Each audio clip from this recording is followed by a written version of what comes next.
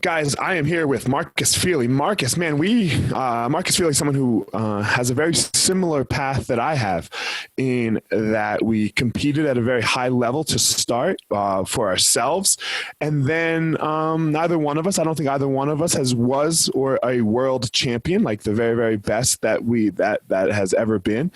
And that's okay, right? That's part of this message of the Gospel of Fire, that you take what you learned through the process of trying to be amazing, and you move with that, right? You don't get stuck. So, man, it was really cool to hear that, to learn that about Marcus. So here we are, Marcus Feely. What up, man? How are you?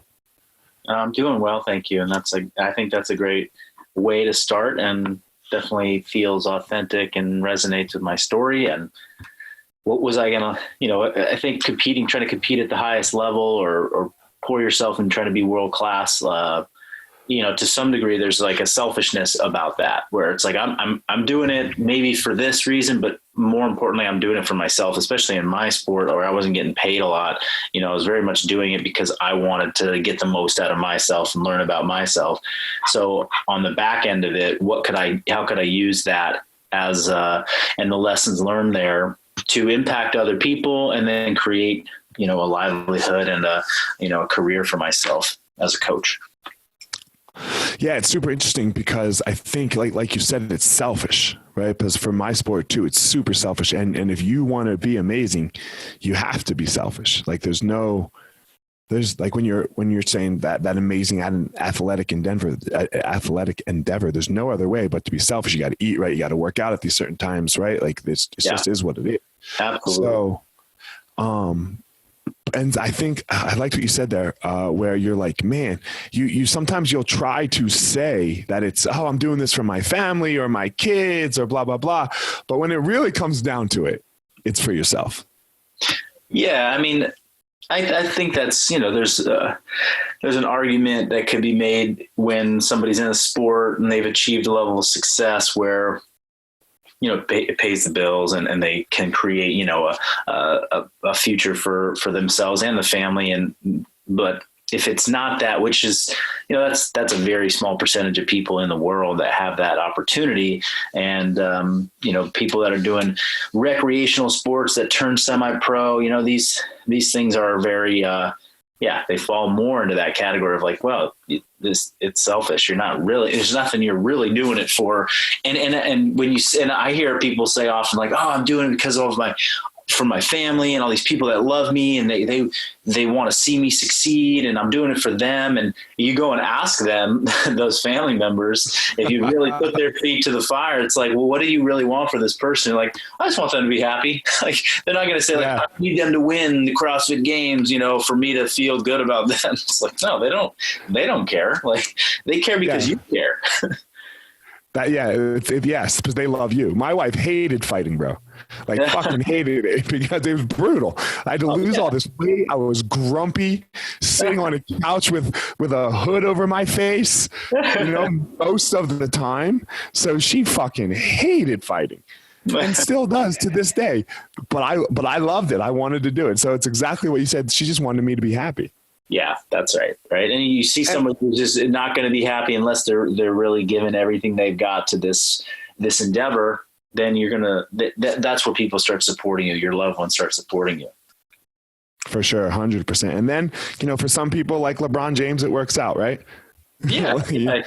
And then there's something selfish about what he's trying to do to some level. It's like, okay, well, he's not needing to make, the next $1 million paycheck. He's trying to create a legacy. He's trying to set records. He's trying to go down as the best ever. It's like, does that matter to his people that are next to him? Like maybe, probably not. I mean, it probably matters to him more than, so there's layers of the selfishness, but I also don't love the fact that selfishness gets kind of just lumped in with this negative quality. It's not a negative quality. It's really it's a tool that we can use to really best serve others, as long as there's awareness that it's there, and you're not blind to the fact that there are some drawbacks to being selfish, and there's a time to press pause on the selfish button.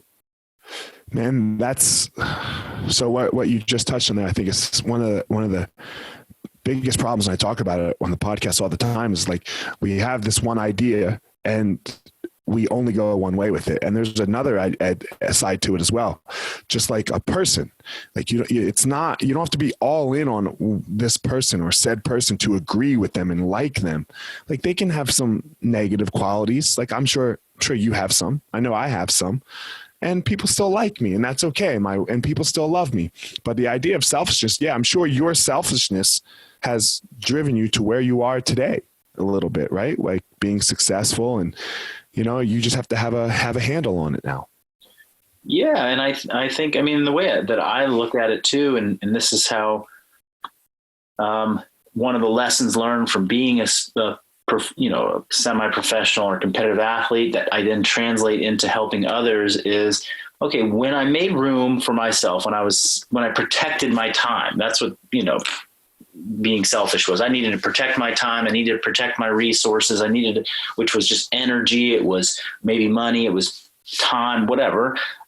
By doing that, by protecting that, I created enough space for myself to grow into the person I wanted to be.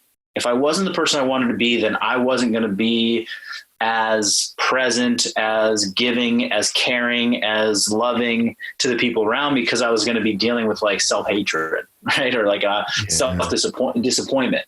So I create the space by being quote unquote selfish. I protect that space. Then I give effort.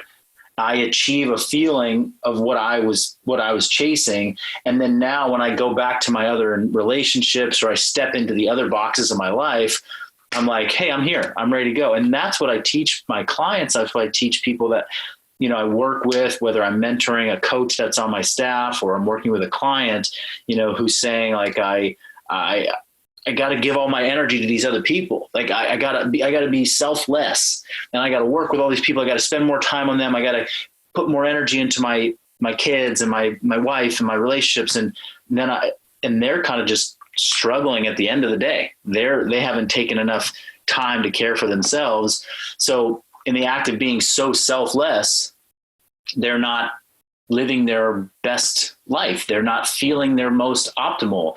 That selflessness that they're giving is only 80% of what they're capable, because they didn't take that extra time, for who they needed to become. And, whether that's just going and working out, whether that's taking some self-reflection meditation time, going for a walk, going on a little vacation by themselves to sort of recharge, it can look a lot of different ways.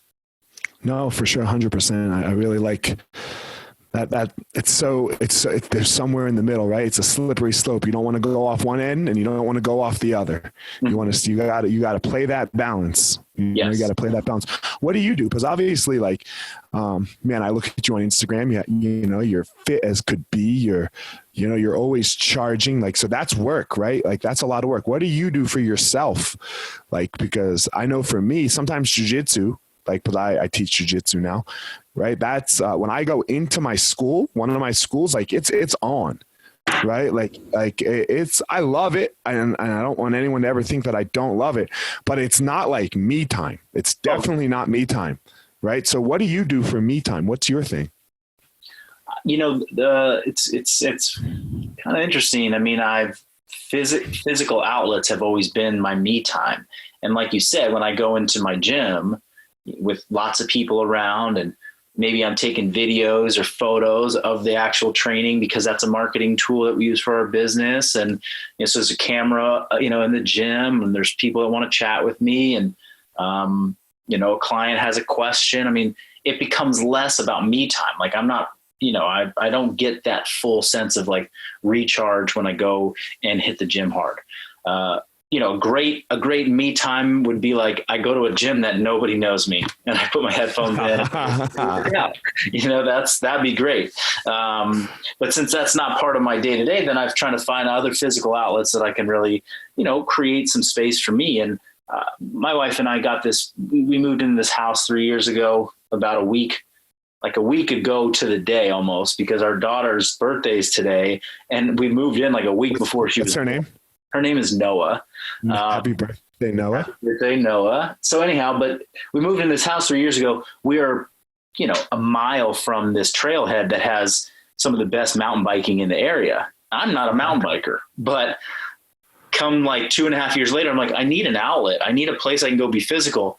I bought a mountain bike, and now I'm like twice a week, I'm just getting out there and connecting with nature and getting some fresh air and, using my body and challenging my body in a new way. And so like I will always use a physical outlet as my me time, that place to recharge and to go do something for myself and get meditative.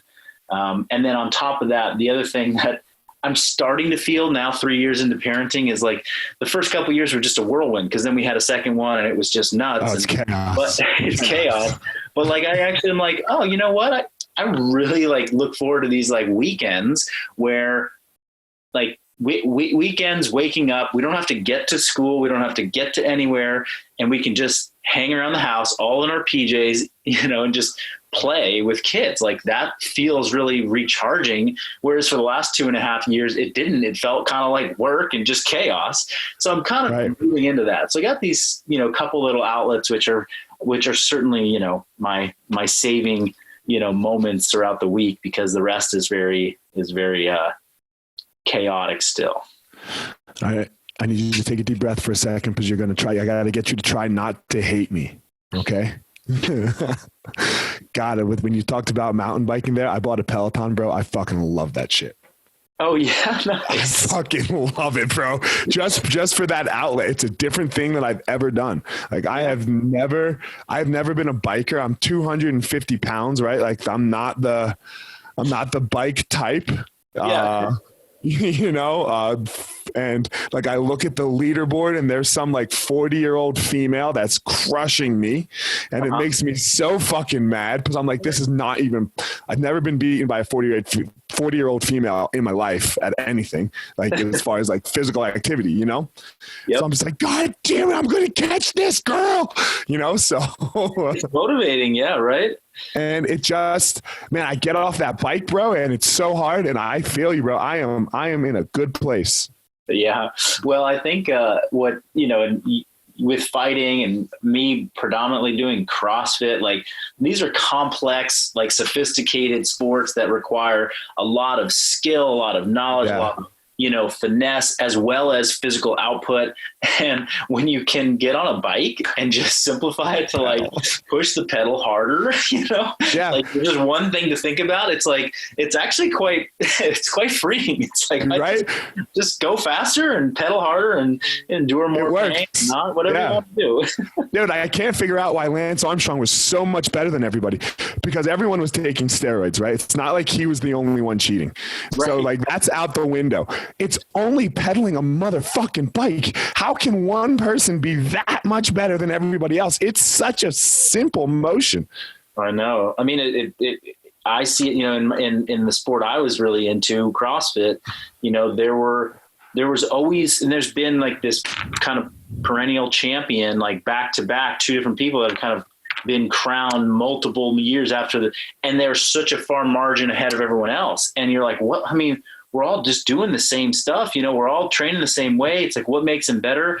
And it's just this ability to, especially in a sport that requires a high threshold of discomfort, it's like, they just want to suffer more than everybody else. And that is simply it. It's like, once you have the genetics, once you've put in the work, once you have the strength base and the, whatever, if the steroids in Lance's case, or all the drug, whatever, like, but they all did. In Lance's case, they all did it. He just wanted to suffer more than everyone else. Like he got into the pain cave when everyone else was like, ooh, man, like, is this safe? Like, am I dying? And he was like, I'm finally in my zone. And that's when he would just, excel.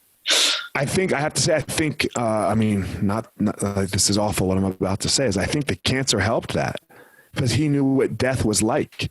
Like, so he knew what laying in a bed about to die was really like.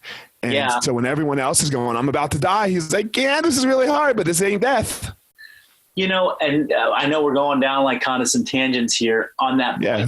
I've heard that argument. I know he said that, or, there's been like, I actually experienced this really, really deep sickness, and I was going through this treatment and I might not live. And so that propels you to get back on the bike.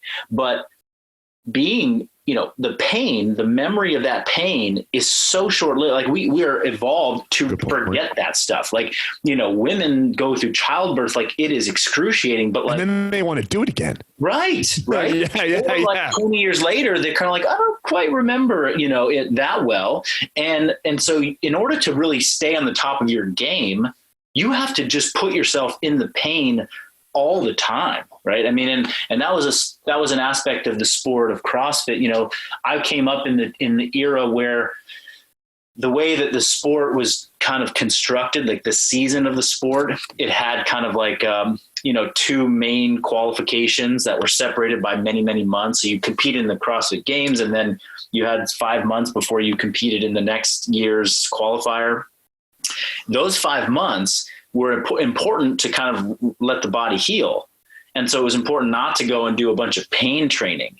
So that first qualification every year was just like horrible, because you almost forgotten what it feels like to get into the pain cave. And then it would wake you up February 1st, like here's your first like qualifier. And it was just like, oh God, I hate suffering. But then you think back 5 months ago, you just did it on the world stage, against the best in the world. You obviously know how to do it, but when you even taking like a month or two off, it's just your brain just wants to forget it. Like, it's not healthy to be living in this memory of suffering all the time. So these champions are doing it like all the time. Yeah. It's such a similar thing with fighting, right? Because with fighting, you go through camps, right? You do a fight camp, and let's say you have like three fights a year, and like your fight camp is, 6 to 8 weeks, somewhere in there. Right. So you have your fight, let's say you have your last fight, and then you do very little suffering, like you just said, in between leading up to the next camp. Cause you can't do it all the time. This is not healthy. It's not smart. And you'll break, you'll get injured. You'll do all of these things, but you are so resistant to not camp. Camp is cool. But when the coach is like, I mean, I used to remember, man, I was just talking to my one friend about it. Our old coach used to take us to these sand dunes. Yeah. Where like the sand was up to your knees, and it had nothing to do with fighting, right? Like you didn't do any fight skill whatsoever that day, but you had to run up this thing 10 times. And then after you ran up, you had to carry somebody. Like you had to put somebody on your back and carry them up. And like, dude, we would all be like, he'd be all happy, the coach, and we're all driving there, and like, we're like, there's silence. Yeah. Right. And then by the 10th time, like everyone's crying, and he's just sitting there laughing, the coach, and you're like, oh, fucker. Like, and you just never want to do it again. But, I know. I mean, I'm actually enjoying this conversation because it's bringing up old memories for me as well. In college, I played soccer, and I want to say it was my freshman year. We came off the end of the season. It was the first day of the off season. We all just kind of come back from, it was like we went home for Christmas break, left school for 5 weeks, came back, and we were going to start off season or spring training. And our coach decided to hire this guy who was like known in the USA soccer world as like the most fit national team player ever. And he had developed like a training system. And so they're going to bring him into Cal Berkeley to train us for the spring. And we're all like, okay, this is cool. We're fit. Like I was working out over the break and stuff like that. And like the day one, his mission, I'm sure he was just like, I'm going to break everybody. Like my goal, I just want day one to be the day where everyone breaks, everyone throws up. Everyone is just like, whoa, this is the worst feeling ever. So get into the pain. And that way the rest of the spring can only get better. Like they're not, I'm not going to crush them every day after that, but I want them to know that it's on. And I remember doing laps. We were running 400s, and he had like a timer on us. And this was after like about an hour of conditioning. He's like, okay, we're walking up to the track. We're going to do 400s now. He's like, if you don't get under this time, you got to do it again. And like, I was on my fourth or fifth, 400, like, I think it was like I had to get it done in like 75 seconds, and I'm like gassed, and I'm like doing these minute 15 repeats, and I'm just telling myself, I'm like, I'm going to quit at the end of this lap. I'm just going to walk off. Like, I don't need to be on this team. I'm going to fake my hamstring is hurt. Like, I'm going to fake an injury, you know? And those build so much character. They change you as a so much. And man. And at the same time, it's totally unsustainable. And if you do it too much, that's how people get real injuries and they get real burnout and they start to see real bad stuff happen with their health. And yeah, those are more lessons that I've taken from being an athlete and then trying to translate that to general pop fitness and saying, hey, you know, it's good to do a little pain training once in a while to just remember you're alive and remember you have, you know, limits that go beyond what you think you have, but don't do it every day because one, you're not getting paid for it. And two, you're going to end up blowing something out, you know, it's not, and then you won't be doing it. You won't be right, doing and then you won't be doing it. Yeah. So, and we know that it's so hard for people to like come back from injuries, right? Especially Gen Pop, right? Like they get hurt, and then that can be the end for most people, and rightfully so, because they have jobs and husbands and wives and kids that they got to take care of. They can't be getting hurt so that they don't live their life well. Yeah, you're going to lose trust immediately with that person in a fitness setting. They're going to be like, right.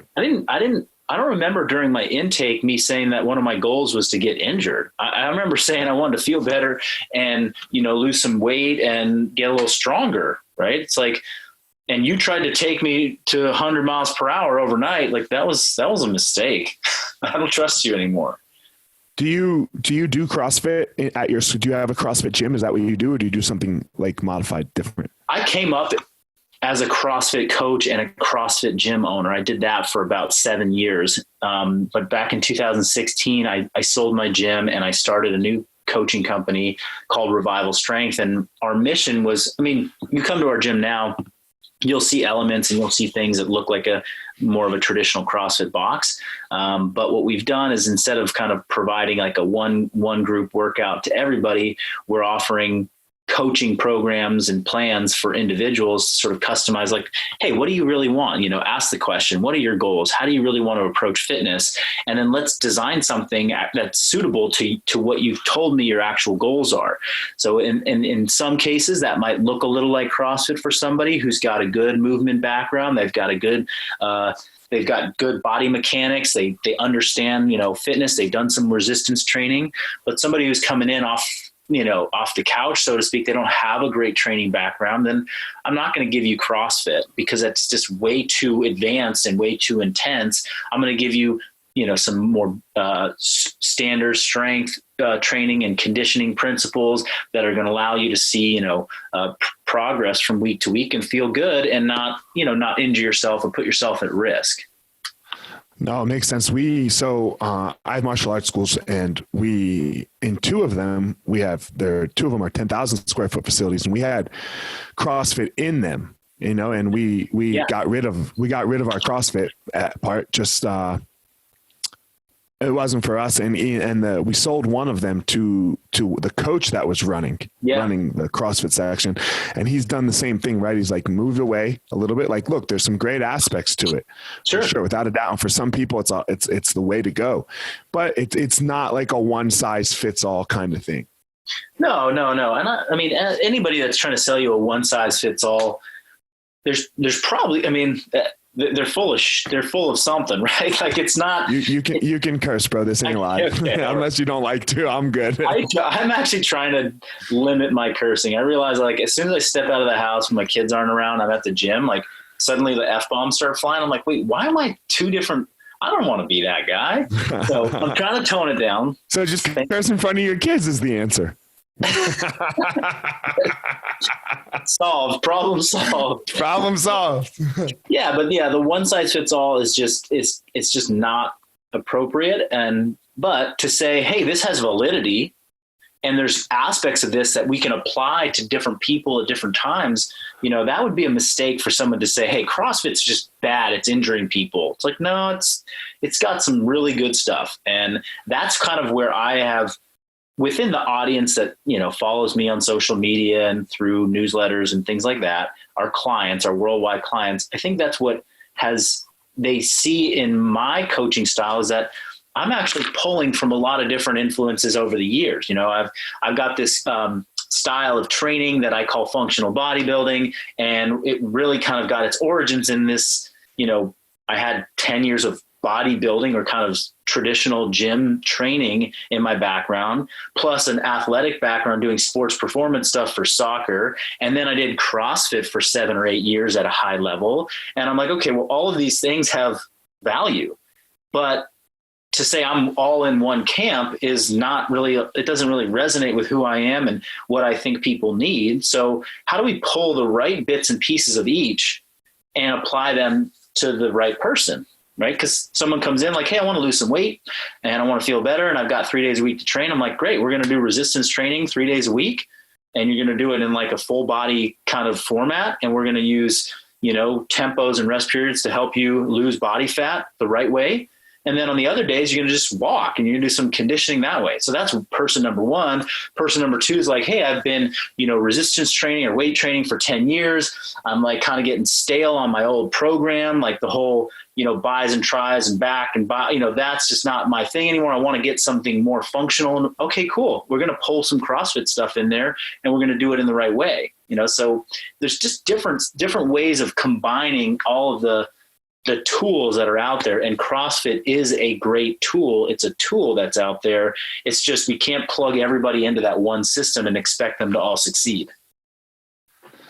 It's like, are you a Democrat or a Republican? Choose one. You have to. Yeah, choose one. It's what we're talking about with selfishness, right?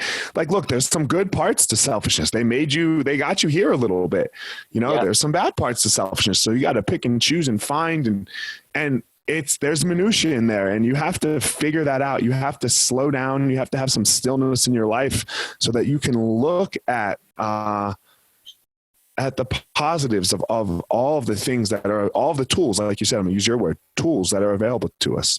Yeah, absolutely. You've mentioned twice now. You've said I think you said once like meditation. Once you said like a meditative state. Are you a hippie guru like I am, or do you meditate? No, I wouldn't say guru. Do you go down that route or? I've tried. I mean, I want to say tried. I've explored that many times in my life. From going to, like silent meditative retreats to, joining spiritual groups to, being not really well read, but reading about different meditative practices, spiritual practices, trying them. What I've found is that any attempts that I've made at finding like a stillness practice of like, I'll be still and meditative, has never been something that has stuck with me. It's always felt very hard and like more work than I want it to be. I've done the silent, retreats where I'm still and I've gotten value from them, but as an ongoing practice, it hasn't worked for me. It's mostly been through movement.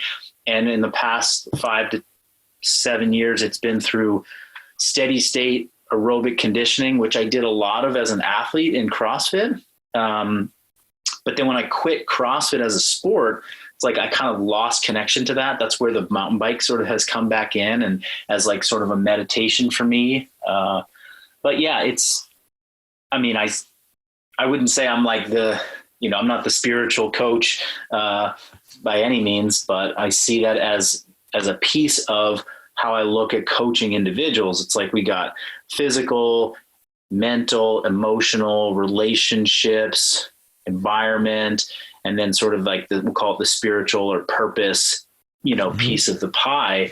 And every one of those components has a healthy and an unhealthy state or, element to them. I'm trying to like, what does this person need the most of? Oh, they want to get whatever their goal might be. And we can prescribe a little bit of the movement, the body, the physical body stuff, but are we paying attention to the emotional health, or maybe they just don't feel like connected to purpose in their life, right? Like, why am I in this job? It's like, if they're asking that question every day for 2 years and they can't seem to lose weight, right? Like there's a connection there for sure. So, yeah. I know it's a little bit of a tangent. Yeah, no, it's okay. Yeah, no, that was good. You can tangent as much as you want, bro. I have like the whole thing here for me, like, well, I'm going to ask you yours here in a second. The purpose of this podcast is just to hear how people who are successful kind of do it, so that, like I call it the gospel of fire. It's not religious at all. But the religion is the fire, is to go into it, to go into the hardness, to go into the difficulty, so that you can figure out what it is your purpose is. Yeah. Right? Because we all have that. We all have that inside of us. I think it's been beaten down and beaten out of us for such a long time, like with the way we're educated and from schools and things. We are taught to work for somebody else. And I think that has led to so much of the depression and the problems that we have. So if you can find your power, if you can find your power, and the only way to do that is to do really hard shit, you can be amazing. So that is the purpose of the podcast. So wherever it goes, it goes. What is your purpose? Like, so, like why do you do this fitness thing? Yeah. I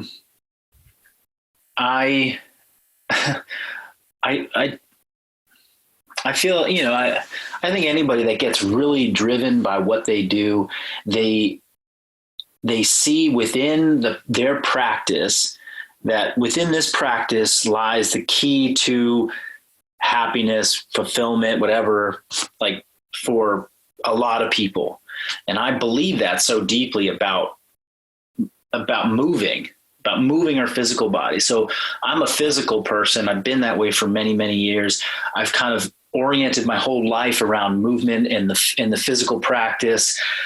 When I was first coming up as a fitness coach, it was also the same time I was kind of trying to elevate myself as a competitive athlete, not because I was like, I really care about winning. I never cared about winning.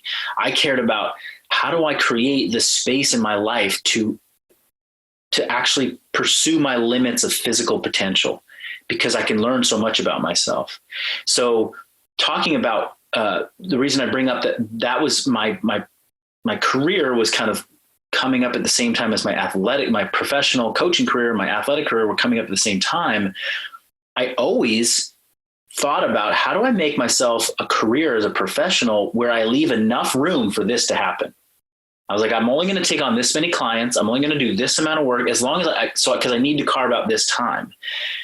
So I saw that there was so much value in that for me from an early age, even into like beginning as a career, that I always wanted to carve out space for it. And so the purpose became, I need other people to appreciate. I want other people to appreciate this as much as I appreciate it. How, I would say that the same goes for someone who's like a deep, deeply spiritual meditation guru who's like, this is everything for everyone needs this. They need this so bad. And they're going to go out and that's going to drive them for their lives. And I feel that way about movement. I feel like if we really can learn how to,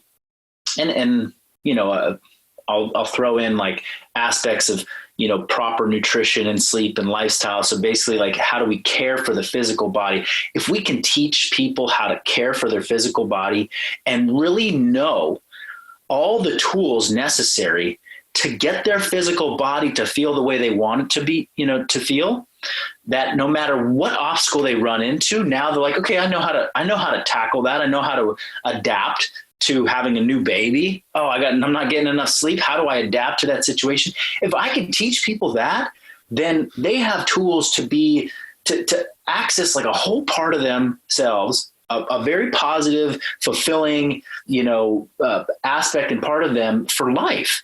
And that's what I feel like I've been learning for the last 20 years. And I talk about the 20-year mark because at 15 years old, I started to actually investigate, like, what does it mean to, I'm not just like going to, pick up sports that my parents dropped me off at. Like, I'm actively seeking out information about nutrition, training, fitness, all the stuff that I'm doing today. But 20 years of that, I'm like, man, I've spent 20 years basically becoming like a glorified master of how do I handle my physical body. And it gives me so much freedom and it gives me so much access to like that part of me.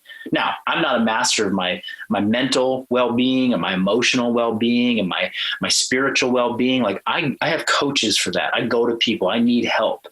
and people need all of those elements. But if my purpose would be like, okay, I want to be this beacon for people to seek out physical, like all things, like how do I take care of this physical being? And it just drives me so much. Cause like, if I can shed just 1 ounce of that to somebody else who I know is totally lacking it, like I just truly believe it will upgrade their whole entire view of the life that they're living. Man, 100%. That was really great. I got, so how do you do that? Because man, we are in this woke culture, right? And when you get so into something, I know I do sometimes, you start seeming so woke where people, you know what I mean by woke, right? Like, man, I got it. You don't, like, come on. Like, so how do you do it without like being woke? Well, like coming off like that. The energy and the passion that you just heard from me is something I'm very reserved about. Like I haven't been that enthusiastic describing my purpose in, I don't even know how long. Right. And sure. So It was very enthusiastic. You got me all fired up. I was like, oh fuck yeah, this is amazing. Yeah. It got me fired up, and I think it's good to connect with that. And sometimes people are ready to hear that and other times they're not. And I think being a good teacher, it means you have to read your environment and you have to know, like, when does somebody want to hear you jump up on the soapbox and go to town on them with some, wokeness, or when do they just need a little nudge in the right direction? And how can you wait and listen? And so I try and just keep it relatively simple when I'm out educating, when I'm posting things on social media, when I'm giving lessons or little insights. I mean, I keep it simple, but I keep it like almost like, I mean, I'm nowhere near Gary V on the level of like how frequently he's putting his message out. Yeah, man, he's got D-Rock follow him everywhere he goes. So he's got like 30 clips a fucking day. Yeah, I don't have that. But I don't have D-Rock either. Each one of his messages, like some of them are more profound than others. Sometimes it's a soundbite, and but it's relentless. And that's the approach I think I kind of aspire to take, maybe not to that extreme, but more like, hey, let's keep it like, let me give you one tip today that's going to maybe move the needle. And let me give you another tip this afternoon, and then one tomorrow, and then one that afternoon. And I'll give you 2 touches, a day, or 5 touches a week. And eventually someone's like, oh, I'm picking up what this guy's laying down. And after the course of a year, someone's gotten all of these, touches from me as a coach, as an educator. And now they're like, I'm starting to see the picture that Marcus is painting. I want to learn more. And then they have options they can opt into the soapbox speech. They can come to my seminar. They can go and listen to a podcast where I'm getting really fired up on a topic. They can buy one of the training programs that gives them like, oh, now I'm really doing and that's how I think it just, like, nobody wants to, if someone hasn't learned the lesson yet, they don't have any even idea that it's possible. If you get up there and you're like, you don't do this, you're losing, they're going to be like, I don't care about you. Like, you're too much. They're not safe with you. They don't know that they're okay. And yeah. I think for anybody to learn, there's 2 things. I think we know this. It's not my opinion. I shouldn't say it like it's my opinion. We know that for anybody to learn, number 1, they have to feel safe in the environment. So safe around you.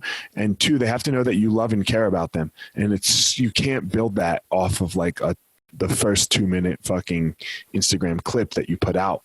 Right. Yeah. They have to have some trust that you're going to actually take care of them. And if you want that instant, like, hey, come on, then it's not happening. Yeah. Yeah, for real. So do you do a lot of podcasts? Do you come on a lot of people's shows? I'm only going to say yes, because 3 years ago I was doing 0 podcasts, and now maybe, one a month, one every few weeks. And one of the coaches at my gym, we also have our own, show called the Look Good Move Well podcast. So we record an episode, we put out an episode weekly that's about 30 minutes long. And so I've done more of that for sure. Gotcha. Last couple of years. So man, just a common question I've been asking people that I don't know is, so I am kind of in your genre a little bit, right? Like it's martial arts, it's, and I am not like ultra famous. I'm not Rogan, and I'm not Tim Ferriss. So why do this podcast? Why would you, when we reached out, when my team reached out to you, why would you say yes? To be honest, I mean, it's, I'm kind of like, and certainly I don't mean this to, nowadays, actually, let me pull back. I do with my business partner, we do a little bit more vetting of different podcasts, because I'll get asked to be on shows, and, somebody who's super enthusiastic about their new project, like, hey, I'm starting this new podcast. Will you be my first guest? And, while part of me is like, yeah, I've been there. I want to be your first guest. And I know we all need to have a start. It's also like, hey, why don't you get up and running and figure out some of your technical problems that you're going to run into, make sure your audio's right. I've said yes to a couple podcasts where I was on a Skype call on somebody's phone, and they're driving through like middle of nowhere, Florida. We got cut out like 10 times. I'm like, this is really frustrating. But so yeah, it's first understanding like this person has like technical chops. They have had conversations, and they know how to ask good questions. That's important. But I'm like, I've done the run through all the CrossFit podcasts. Mm-hmm. Like I've reached that audience, and that was my audience that I came up in. But I think I have a message, or I have a purpose behind what I'm doing that extends way beyond CrossFitters, and right. It just, everybody that moves and everybody that wants to, be physically well, I think could stand to learn something from what we want to share. And that means getting outside to different audiences. So, hearing from you, it's like, okay, well, great. Like this is not my wheelhouse. Like, I don't know this community yet. I want to, and I'd love an opportunity to be able to share what I'm doing, and how there are so many similarities, like we've discussed earlier on. And you take different pursuits at a high level, competitive level, at a, trying to be world class at something, and those lessons are common even in different industries. Yeah, that for sure. Man, it's really interesting. Getting back to like what we were saying a little earlier too, like outside of your genre and what your genre does of fitness, like it's so important how doing hard things like CrossFit, or working out intensely, or just working out in general, or jiu-jitsu, it's so, or Muay Thai, kickboxing, boxing, it's so important, because where that moves you like to your life, like when things get hard, we can always fall back on, that time that you had to run around the track after an hour, right? Like you're like, okay, I did that, right? I did that. So yeah, this sucks right now. And I'm really good at doing things that suck. I'm really good at suffering. I've actually never failed at it. Like, it's one of the things that I really like to say is the only thing that anybody has never failed at is getting through your very worst day. Like, we are 100% at that. And we have failed at everything else in our life, right? Like, you've been a bad dad, I'm sure, on a day, a bad husband, a bad son, a bad everything, right? Like, we've failed, except this one thing. Well, two things. You breathe and you get through your worst days. So we're actually really good at suffering. So man, if we can, how do we improve that? And we improve that by putting ourselves willingly into the fire, into really hard shit. And I think that's part of what you're preaching.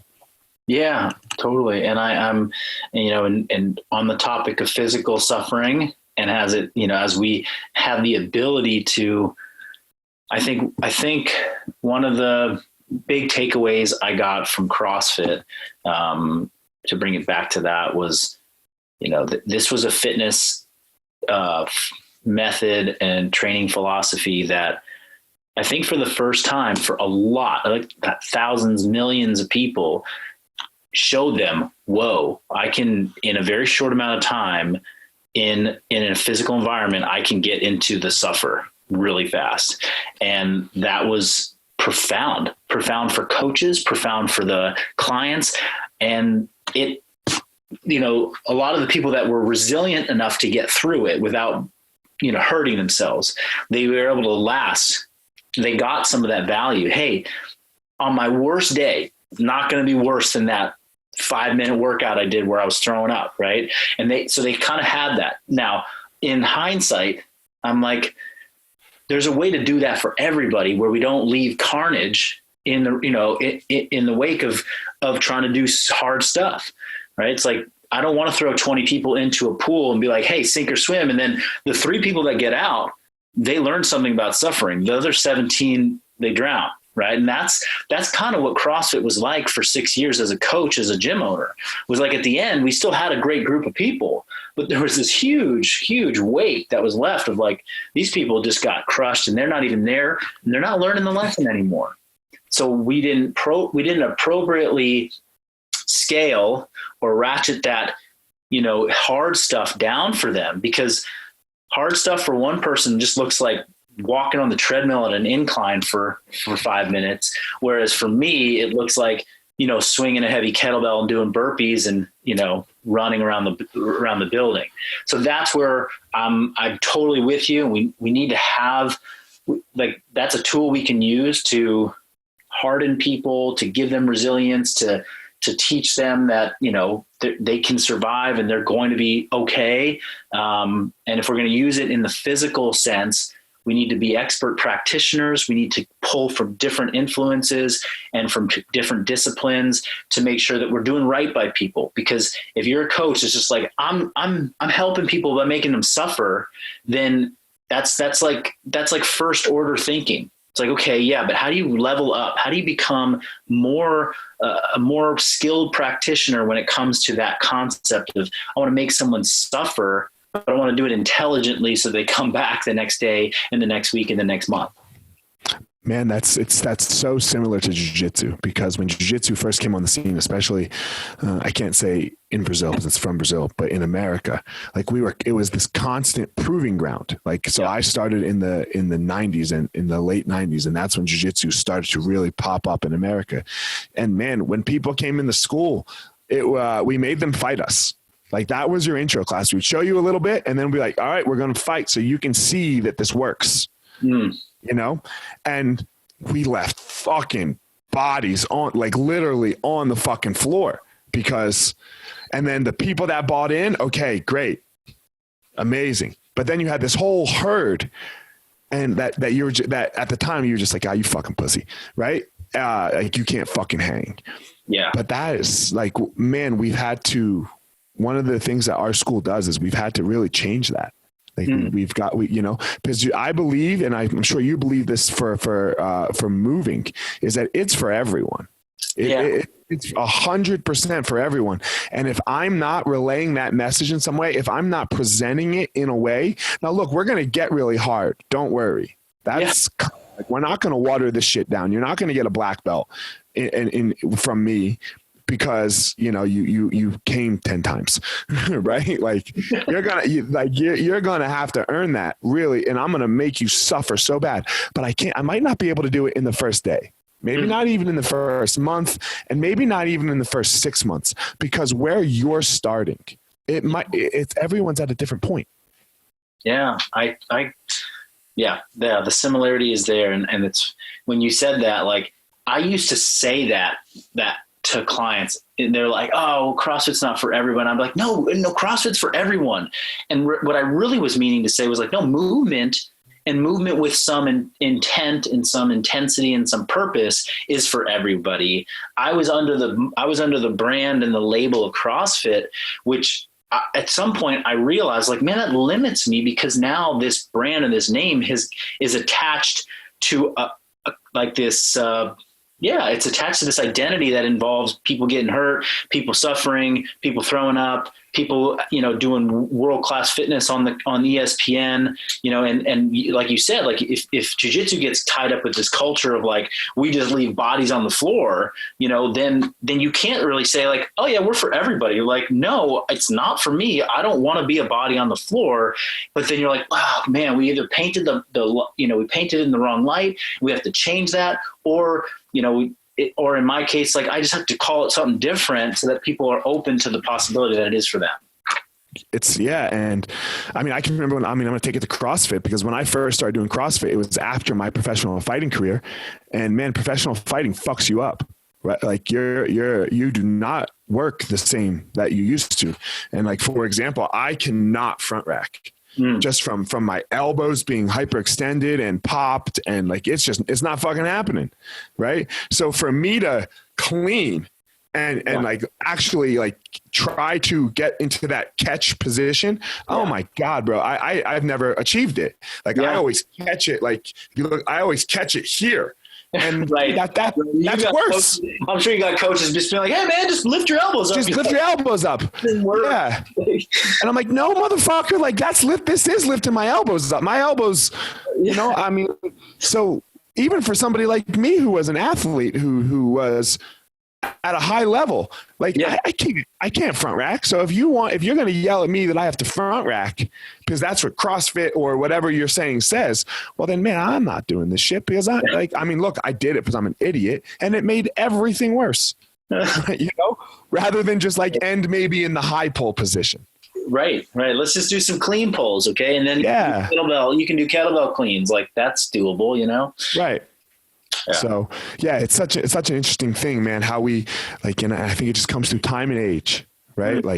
Like I think you see a lot of people doing what you're doing, right? A lot of smart people, let's say, I won't say a lot of people, a lot of smart people realizing, that we need to pull a little bit from here, and we need to pull a little bit from here, and we need to make sure that we're really doing the number one thing that we all should be doing. And that's really focusing and taking care of people and really paying attention to what that person needs. Yeah. So, man, I really appreciate you coming on, bro. Where can everybody reach out to you and find you?